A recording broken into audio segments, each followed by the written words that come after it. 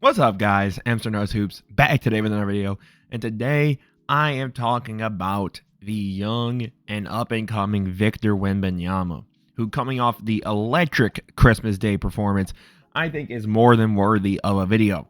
So, Wemby this season has been averaging 25, 10, and 4 assists on 48 from the field, 36 on about 10 threes a game. So the efficiency is decent, but the volume, I think, makes it kind of look way worse. And then 88 from the line.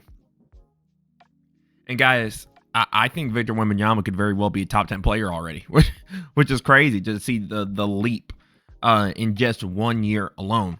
So don't forget to leave a like, comment, subscribe. We are so close to 1K, people. We are about 12 subs away.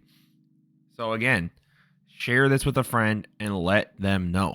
And let's get right into it. The first thing I want to talk about is Victor as a scorer, right? So he gets the screen action here.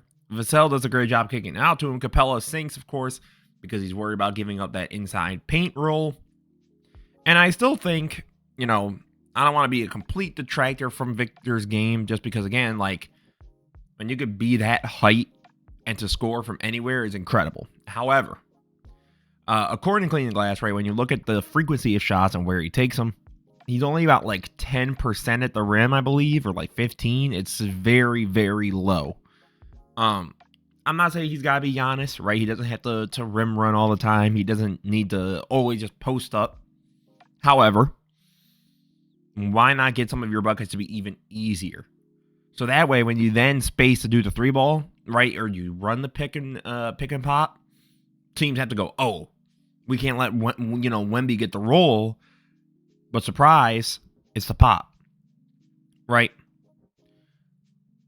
But either way, they get this here. Now Victor starts to roll into transition, right? And just completely steps into a three, which is disgusting, right? like moments like that, there's just nothing you can humanly do. But I actually like that, now this is probably, you see Victor getting to the midi and one, attack. It's just too easy, right? Now he gets Chris Paul in the pick and pop again, right? Teams already sort of drop back because they don't want to risk giving that up to Victor, which I think is important. But again, the mid-range game, I've actually liked the way Vic's got into it. And this is beautiful. Like, this is just a beautiful move. And obviously a part of it is always going to be he's 7'4", and no one else in the league is actually 7'4". But right, he gets Capella here on the move. He kind of commits over to the right side with the little fake that, Wemby gives him. Gets the easy up and in. And one even. And he fights to keep the Spurs in the game. And again, now he gets it to the midi. He goes, oh, I don't even really need to worry about you. Right? It's KD-esque. Just like, I'm just so much taller than you. I can just go over you, and I'm not going to be concerned. My shot is not going to be really affected, and I can just take that easy up and over. And I think that's a big part of what makes his game so just remarkable, right? I mean, he gets Capella here, and off the shove, right? Capella's like, okay, I'm a sink, because it's like, okay, well, 7'3" guy, 7'4" guy, rim wide open. There's no one else even relative to him in height.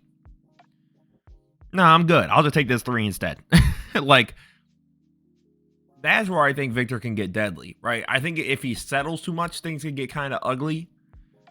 But then, like, moments like this, I love this, right? Like, he gets down, right? You could argue he does this, right, to even try and create contact for the possible aim one. But instead, he just uses his body and gets into the rim. They call the timeout, right? And again, posts up. 6 seconds left. Settles up. Gets comfortable. Like, this is disgusting, bro. First of all, this is definitely an attempt. And if it's not, the damn near self-lob is crazy, right? Like, this dude, Victor, is just, it's remarkable, right? Like, it's just so, like, it really is like an alien. Like, this does not feel human to be able to see this at such a high level. The ability to score at all three levels is important. I just think Victor could be a little more dominant in the paint, but oh my goodness, bro. This scoring, the way he's been scoring recently, especially the tear he's been on, the league needs to watch out because this dude, he's on that run. Like, compared to a lot of other guys we've hyped up, like he could be a guy, Victor looks like he is the guy for the future. The other thing I want to talk about with Victor, I don't think a lot of people necessarily talk about it. I do think he's actually a pretty capable passer / playmaker. I don't think he's, Jokic, Giannis, Luka, but I also look at him like, oh, it's Rudy Gobert. Like, if he got the ball in his hands, unless he's trying to score and go up or whatever, he doesn't have anything. So let's kind of look into Victor's playmaking. Right. Chris Paul gets the ball, pushes it up. Victor goes. Stephon Castle leaks. Right, so now he has two options. DeRozan tries his best to call possible. Barnes, corner three. And this is a perfect pass to Castle. Right, like that's just nice and easy, up and in. And now Victor's commanding that pressure right over the top to Castle. Right, like that's the other advantage he has. It's similar to Jokic, to be 100% honest. Like, no, he is not as good as Jokic as a passer or playmaker. But that height differential, the vision he gets because of that height differential, his ability to throw the ball a certain way, right? Because those guys can't necessarily get to it from the immediate pass, right? Because it starts so much higher up, it's coming down versus going up where you can jump at it, tip it, try and get a piece of it. If you're starting at such a higher push off, you can't get there, right? So Victor then gets into the post, easy kick, right? Like, I think that's what's so important is that when Victor does post up, I like that he isn't always just like head down, I need to try and score. It can be something as simple as like, right, and even here, just the DHO, right? Like, DHO to Victor are going to be discussing because teams are going to have to respect him at that level. You can't just disregard it. And this is a great pass, right? But there's nothing you could do about it because the vision, you can see it. The whole team collapses in. Literally, all five are collapsed. Castle's wide open for three. Like, there's just nothing you can do when Victor gets on that roll, right? I love the way that he sort of runs their DHOs, right? Because he's able to then just try and be a screener, and the dude 7 foot is going to mess him up. So Victor sort of bounces it out instead of like how you would typically do in terms of just like waiting and holding the ball. And then I kind of like this too, right? Like I probably think this is a shot, to be 100% honest, but I like that he's able to just instead flea flicker almost over, two Barnes to get the easy little lay-in, and now you're tying the game. I think Victor has the vision. He has that IQ, and this is a beautiful pass, right? Like, gets the man beat on the lane. Fox tries his best to, get a piece, stop it. Instead, he just dumps it down, up and in to Trey Jones. Right? It's just, this kind of bad. It's just too easy, right? Like, with Victor, there's so much you have to respect. There's so much you can't just, like, give up. That, I mean, at that point, I don't know. I don't know what you do. Like, in all honesty, like, what Victor provides, what Victor brings is so deadly. Right, at all levels. Like, his development as a passer and a playmaker, I don't get how you can't say this guy's probably top 10 right now. He's playing at such a crazy level. And then I'm not gonna lie, one of the biggest reasons this dude is top 10, the defense. I mean, I get it. It's easy to just go, well, he's 7'4". I hope he does some of these things, and some of that's true. I would also hope that he could do some of these things at that height. If he couldn't, it's a bit concerning.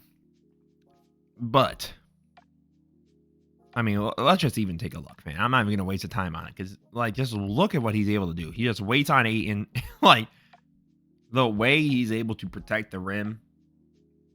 Like, again, we talked about this in my prediction video to start off the year. I mean, the dude was a negative, like a minus 200 to win DPOY. Like, there's not an if, and, or but. Right? Dude's averaging 4 blocks a game.